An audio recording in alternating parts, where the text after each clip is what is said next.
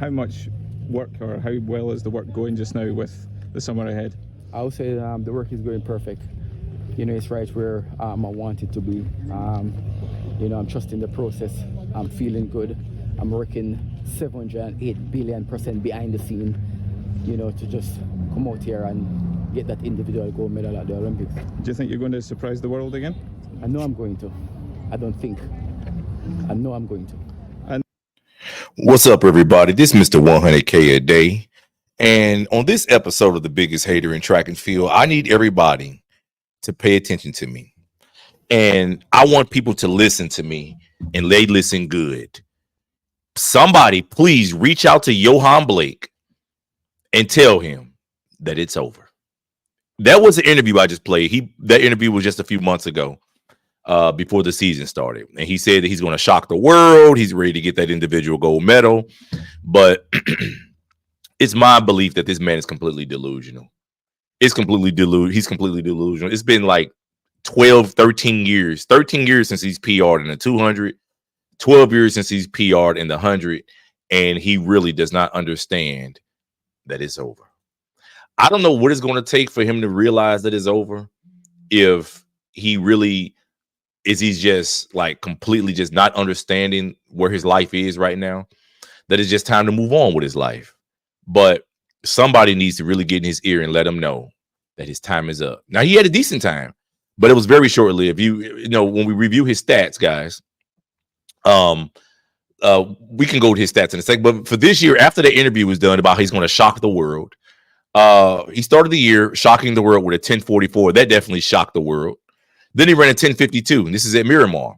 So he's running high school times. Actually, he's running times that I ran in high school. Then 10:43, 10:41. So he's doing good for a decent high school sprinter in the state of Missouri, where I'm from. Then he ran with a 1.9 win, 10.16. Then was DQ'd, 10.29, 10.21, 10.2 into a headwind to Ed Murphy. That was just yesterday. And then 10.4. So he's definitely been an absolute disappointment. He got butt naked last yesterday. In the Jamaican National Championships, he got 10.21. So in the place that he claimed that he was going to go and he was going to break the break the mold and really come back, show that he's back and get that gold medal, he couldn't even qualify for the team. His seasonal best is 10.16 over in Europe, over in Austria.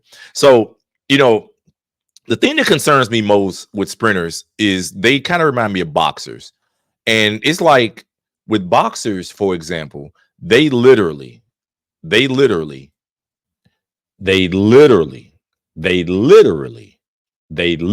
be knocked out. Just like boxers. They got to be like sent to the cemetery in order for them to realize that it's over. They just don't stop. They just don't stop. And I don't respect that. I feel like sprinters, when you are, 10, 12 years past your prime, you've been injured, what's the point of keep running? You see that it's over. Find something to do with your life. As a matter of fact, he's still running 10-2. Go do something that speed could still be utilized in. But you can't be a world-class sprinter anymore. But why sit here and play with the fans like this? And, I don't think it's fair. I don't think it's fair to the fans. Now, let me just make sure I make everybody aware that, Johan Blake was extremely talented. Johan Blake, if we look at his personal best, he definitely is at the top. He's 6:45 in the 60. That was outdoors, though. 9.69, just in case anybody's aware, into a slight headwind in the 100. So that's his PR. He ran it after the Olympics, though. That was the problem. He ran it after the Olympics. He still wouldn't have been able to probably beat Bolt anyway at the Olympics in 2012. And his 1926, with a horrible start back in 2011, illustrated just really how deeply talented he was. So, in 46.3 in the 400, it's not too bad, but I feel like he could have been a lot faster than that, especially with his great 200-meter time. But I would have loved to see how he runs a 300. I think based on the type of training regimens I heard that he was under, and just how ridiculously talented he was in that, I feel like he could have really wrecked shop in that. But the fact of the matter still is that this guy needs to see that it's over. I don't know why he's still competing. I don't know what his issue is. I don't know if he has something going on psychologically. The interview that I played at the beginning of this video illustrates that something is deeply wrong with him for him to believe he's going to run could break, to get a gold medal this year. And he comes out running 10.4 and 10.5. I mean, what point does a person look at themselves in the mirror and say that it's over? These are his performance for the year, y'all. So y'all know that I'm not just a hater. Y'all know that I'm not just a hater. I'm keeping it 100. It's time for Johan Blake to retire. Somebody slide in his DMs and tell him it's time to retire. We don't want to see you coming out here running 10.4, 10.5. You embarrassing the sport. You look just as bad as Lolo Jones did. Y'all see how Lolo Jones looked at the Olympic trials?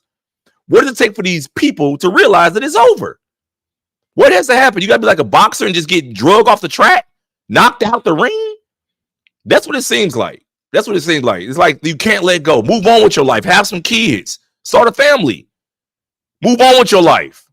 Nobody want to see you coming out running 10.4, especially in Jamaica. You guys have a tradition. Somebody reach out to Johan Blake. Johan Blake got me blocked on Instagram, y'all, because he's what I call a soft Jamaican. He ain't no real ninja. But somebody reach out to the brother and let him know that it's over. Let him know that it's over. And let them know that they need to have a thing where in track where once you start performing a certain way, you start running high school times, it's time that you get banished because now you make the sport look bad. How the hell does this dude even still get lanes? The Miramar meet. It just shows just how amateurish the media is. He's over in Oslo running 10.2. How does the guy perform like that still even get a lane? Ed Murphy Classic. Yesterday he gets butt naked last. At what point do you look yourself in the mirror and say that it's over? It's over. It's not personal, brother. It's business. Move on with your life. Move on with your life, bro. It's completely over. And like I said, when we go back and look at his 2012 season, that was probably one of the best seasons anybody has ever had. We know he opened up at the Kingston meet with a 990, 984. So he was really prime. 2012 was a year for him. 990 at the New York meet. Canada 1005, Jamaican 10 flat, 996, 975. So he really knew how to peak. He ran his best times at the biggest race at like the Jamaican meet and at London at the Olympics. And I believe the man was supremely talented. It's funny that literally 2 weeks, 3 weeks after the Olympics, he runs 969. Then he ends the season with a 976.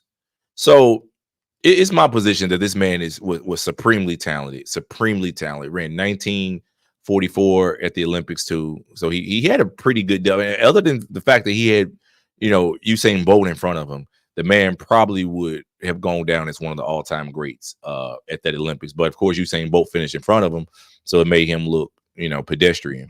But the fact of the matter still is that he was a great talent, and to see him perform in the capacity in which he is and still trying to be out there running and think that he still has it is really an insult to the sport. And I feel like people should stand up and say something about this. If anybody has a contact with him, somebody need to get in his ear as a friend, as a family member, as a brother, and say, Johan Blake, it's over. It's time to move on with your life.